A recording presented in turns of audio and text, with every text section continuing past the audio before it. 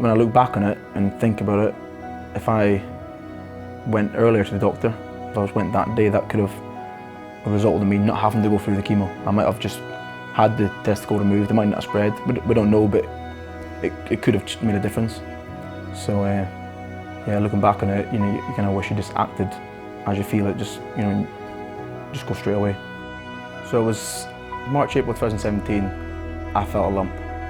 So I went to the medics on camp and went for an ultrasound scan. So within 24 hours, I then had my operation. Went back for a CT scan just to, you know, check the rest of my body to see if it, just in case it had spread anywhere. And unfortunately, it came back that it had spread to my lymph nodes. So stage 2 cancer, which then resulted in me having to go through chemotherapy.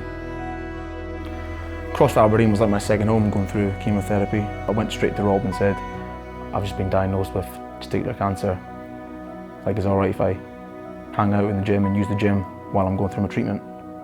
And obviously Rob straight away was like, 100%, you know what I mean, get yourself in as much as you can. We'll do as much as we can together, chill out, train what we can. That was something that mentally helped me, because when I was in the hospital and I came out, we'd have 2 weeks where I'd only be in hospital once a day. So the rest of the time I just went to the gym, and it kept my mind focused on something else instead of just thinking constantly about my cancer and chemo while going through it. But Rob volunteered said, well, if you're going to lose all your hair, I'll just shave my hair and we'll be both together.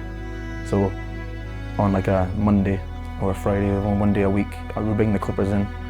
Rob would get his head shaved, we'd have a coffee together, and then we kind of came like a little hashtag of like coffee and clippers.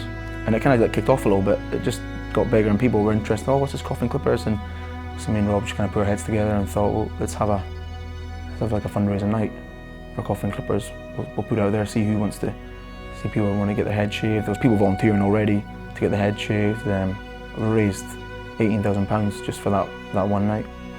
So, like I said, last year we had a coffee and clippers event raising money for the 2 charities that supported me, Friends Vank and Maggie's. And then this year we kind of thought, well, maybe do something more challenging. It's like a physical activity.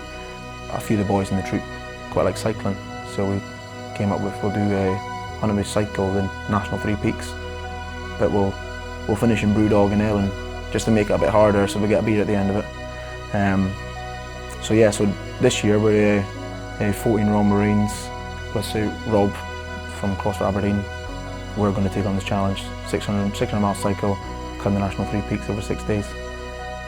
Cahonas, Scotland, I've seen them on Instagram, and like that alone helps as well as, you know, reading through other people's stories and just knowing that you're not the only young person out there that, you know, is going through this. It makes a massive difference. So, like I say, since going through this, I mean, it's kind of motivated me to do these you know, charity events, and I think it's important that, I mean, we need to do these things to help these charities. Because, like I say, they make a massive difference going through your treatment. So yeah, since being diagnosed and been in remission, it's had a positive effect on me. Like I say, you just don't know what's around the corner. You really don't know, no matter what age you are. So yeah, it's definitely made me a more positive, you know what I mean, focused, motivated person.